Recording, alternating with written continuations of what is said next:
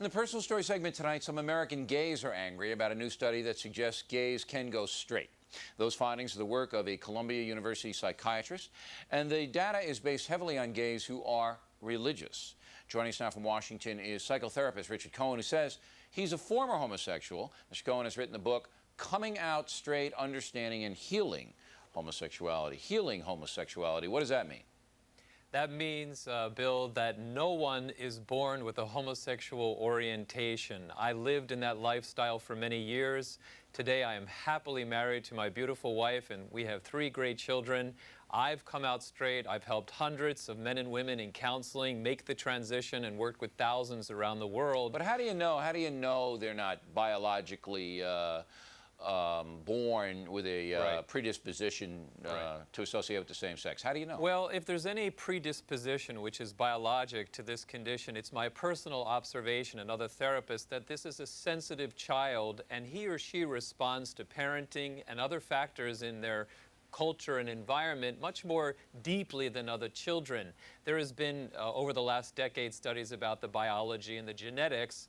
I talk about that in my book, and they're very easy to debunk because they don't hold water with simple research 101. All right. There's 70 years of scientific studies that show it's an acquired condition and that people can change. But, you know, there are other scientists who say it isn't, you're born that way and whatever. Right. The only thing that I don't know much about this, as far as the medical deal is concerned, but it seems to me, from the gay people that I know, that there was really never any struggle as far as who they were attracted to. The struggle was how society would view them. Now, this study that came out today is based upon most of these people who said that they converted over from gay to straight are very religious people. So I guess I felt, you know, guilty about or sinful about engaging in homosexuality. Well, I was one of the members of the study, and over a dozen of my clients also participated. And I know Robert Spitzer from Columbia, who did the study, and I told him this phenomena is because that many people are coming at this, that he's getting for his study from a religious background. Because 30 years ago, the American Psychiatric and then Psychological Associations basically washed this community those men and women who chose to change. And this type of therapy has been not discussed or talked about. So in order to get help, these men and women have gone into the religious communities. Yeah, but what I see in this study is a strong motivator to change. Because the religious says, look, this is sinful, you're not leading the life you should lead, so they want to change. But most gay people don't want to change. They're happy in what their lifestyle is, so they're not going to change, right? And Bill, I respect them for that. What Dr. Spitzer is saying and what I say in my practice is people have a right to choose to change if that is their desire. Yeah, We're if not they telling want people. to. Right, exactly. Now, you got a lot of gays mad at you, right?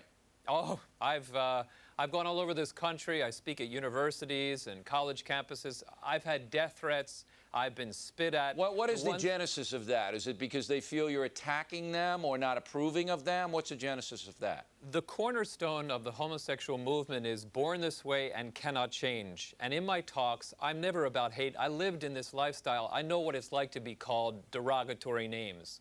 So I talk about the etiology, the sources of where homosexual desires come from, and then the potential of healing, and they get enraged. They get enraged. Yeah, because they don't think they need to be healed, see? Well, and for them, I respect that choice, but they're not respecting we who desire to make this change. Well, that's interesting. You know, we had one other guy on in the tenure of the program about, I guess, two and a half years ago, who said he was gay and went straight, and then they found him in a gay bar about 6 months later. So, you know, look, my philosophy, and I think most Americans agree with me, is what you do inside, you do inside. If you're happy, you're happy. Just don't throw it in everybody's face. Absolutely. And if somebody wants to change, let them change. If they don't, you know, take it in. Exactly. Take it inside. Right.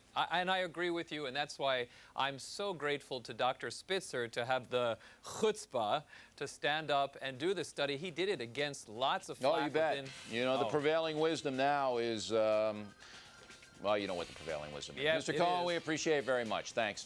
Thanks, Bill.